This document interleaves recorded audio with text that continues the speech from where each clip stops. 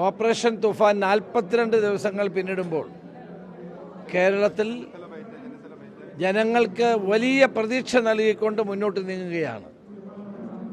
ലഹരി മാഫിയയുടെ പിടിയിൽ നിന്ന് കേരളത്തെ രക്ഷിക്കാനുള്ള കേരള സർക്കാരിൻ്റെ ഈ നീക്കം ഇന്ന് ജനങ്ങൾ ഏറ്റെടുത്തിരിക്കുകയാണ്.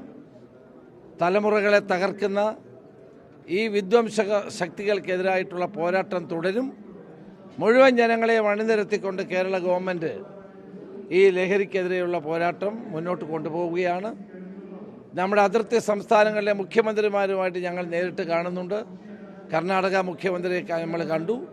നാളെ തമിഴ്നാട് മുഖ്യമന്ത്രിയുമായിട്ടുള്ള അപ്പോയിൻമെൻറ്റ് ഫിക്സ് ചെയ്തിട്ടുണ്ട്. അദ്ദേഹത്തെ കാണും. ഇനിയുള്ള ദിവസങ്ങളിൽ ആന്ധ്ര, തെലങ്കാന, പുതുശ്ശേരി മുഖ്യമന്ത്രിമാരെ കാണും. എല്ലാവരുടെയും സഹായം ഞങ്ങൾ തേടുകയാണ്. കേരളത്തെ രക്ഷിക്കാൻ ഇതാണ് നമ്മുടെ മുമ്പിലുള്ള ഏറ്റവും അടിയന്തരമായ ആവശ്യം.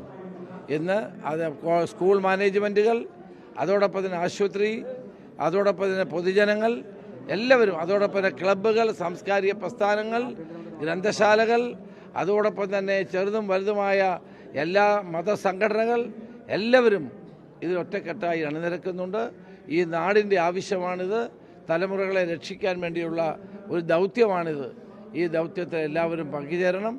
പിടിച്ച മയക്കുമരുന്ന് സാധനങ്ങൾ മുഴുവൻ എറണാകുളത്ത് നമ്മുടെ കമ്മീഷണറുടെ നേതൃത്വത്തിൽ അടുത്ത ദിവസം ഇത് മുഴുവൻ നമ്മൾ ഇല്ലാതാക്കുന്നുണ്ട്, അത് ഭസ്മീകരിക്കുന്നുണ്ട്. അതിന് നടപടി ഉണ്ടാകും. എല്ലാ ജില്ലകളിലും അത്തരം നടപടികളുമായിട്ട് നമ്മൾ മുന്നോട്ട് പോവുകയാണ്. അതുപോലെ തന്നെ സ്കൂൾ ബസ്സുകളിൽ മദ്യപിച്ച് വാഹനം ഓടിക്കുന്ന സ്കൂൾ ബസ് ഡ്രൈവർമാരുടെ ലൈസൻസ് ക്യാൻസൽ ചെയ്യാനുള്ള തീരുമാനമെടുത്തിട്ടുണ്ട്. ട്രാൻസ്പോർട്ട് മന്ത്രിയുമായിട്ട് ഈ കാര്യം ഞാൻ സംസാരിച്ചിട്ടുണ്ട്. ഇതൊരിക്കലും അനുവദിച്ചു കൊടുക്കാൻ കഴിയുന്ന കാര്യമല്ല. കുട്ടികളെ സ്കൂളിൽ കൊണ്ടുവരുന്ന ഡ്രൈവർമാർ മദ്യപിച്ച് വാഹനം ഓടിക്കുന്നതിന് അംഗീകരിക്കാൻ സാധ്യമല്ല.